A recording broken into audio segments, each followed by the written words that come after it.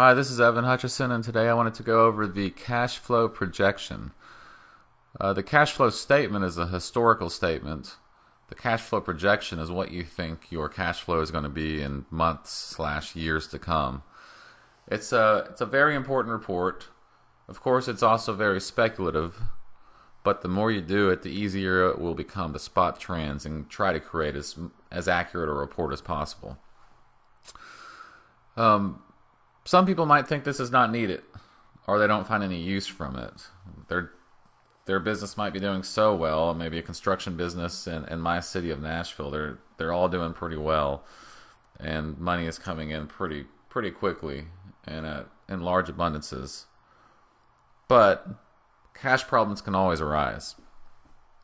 There might be timing differences between billings and collections, retainage, using funds for other investments, change orders from jobs not being closed out, cash purchases of fixed assets. The list goes on. There's an assortment of reasons or assortment of things that can happen to mess with your cash flow. So you want to create this. I like to create this report for many construction companies because cash is such an important part of that type of business. And if your cash is gone, then you can't be in business. So you need to have some sort of report that allows you to see as clearly as you can into the future of what you think might happen with your cash, so that you can make necessary changes if needed. Usually the first step I tell people is to try to get their systems integrated. So if you have a financial system and you have your estimates and bidding proposals on a different system, try to get those integrated. I mean, that's good for business in general, but of course, when creating this, it helps you determine the numbers a little more easily, just because you can look at these estimates and these proposals along with the financials at the same time. It's much easier to use that as a tool to create this projected statement. So try to get that, and of course, the reason you want to integrate is not just because of the cash flow projection. This is just an added benefit. It's really good to have your systems integrated in general, just because it makes everything much more efficient. But another thing is, when you're creating this, you just gotta make sure you're honest. I know when some people make business plans, they might exaggerate some numbers. They don't even think they are. They just have high expectations, as anyone does going into business. And it's the same for a business that you're currently in. So you just want to make sure you put if you're going to go either way, go conservative, because that way you can look at worst case scenarios. But I like to stay as accurate as possible. Put those numbers in exactly where you think they are going to happen. Account for anomalies that occasionally happen, and that sort of thing. And that way you can see if your cash is ever in the red, and see if you might need to get a line of credit at some point, and create any other changes that might be necessary. Which is another actual benefit of using this report. When you're creating this cash flow statement, sometimes you do see inefficiencies in your processes, in your financial processes, and this helps you see that as you're making it. So the end result of having one of these statements is, of course, the ability to create a very valuable report, but also to create a more lucrative business model if you do take away some of those inefficiencies. So if you see something, you might want to take it away, then go back to the cash flow statement. It could be a long process, but it's well worth it. When creating this type of report also, you're going to want to look at your outlook for the next year or a couple of years, but also look at your historical statements, your balance sheet, your profit and loss statement, your cash flow statement. Those will at least give you a guide or a foundation to look. You can look at past performances to gauge future performances, of course, but just using those financials, I think it'll help you create a more accurate report. Certainly looking at the cash flow statement, because that's essentially what this is going to be at the end of the year. This is a cash flow statement, because as you're moving forward, if you start on hand with 50 grand, you believe it's January 1st right now. You start with 50. You think you're going to collect 200. You think you're going to push out 150 plus 10 plus 800 plus 500 and so forth.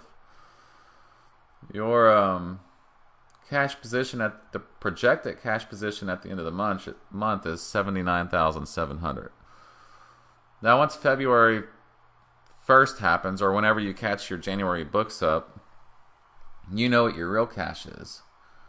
Now, there's no reason to let this number remain up here. That month is already gone, so you might as well just put the new number here and start from scratch. So each month it's a new projection, because if you're way off the first month, of course, you know that's not going to help you in future months. So the cash flow statement, if you use that, I'll just give a very quick example of a cash flow statement. So say your profit and loss is $100,000 last month. Was $100,000 last month. Also say your accounts receivable account on your balance sheet increased $20,000. And for simplicity, that is the only thing that changed on your balance sheet. That means that your sales on your P&L include $20,000 that has not been collected yet. So your cash flow is $80,000. It's $100,000 of the P&L minus the $20,000 of AR that has not been collected. That's a cash flow statement. This, of course, is a projected cash flow statement, but you can use that same foundation to create it.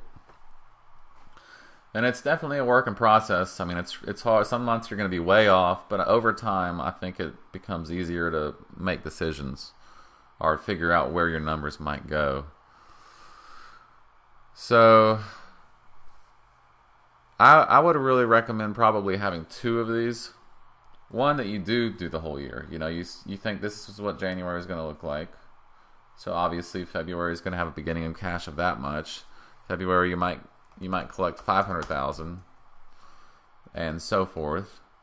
And then you end with $579, and then March you start with that, and so forth. That way at the end of the year you can compare this with your month to month one. And that'll help you in future periods trying to create a projection. But I think this is a very important statement. It keeps you, if say you had a horrible month, you collected $50,000. You're in the red 73. So you might need to, put a line of credit right here.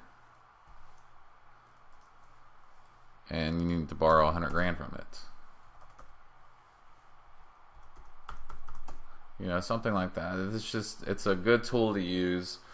And it's not just to figure out when you're in the red and when you need to borrow money or what your cash looks like at any given point. It's just to try to create some sort of structure in your business so that you're always comfortable from a financial perspective.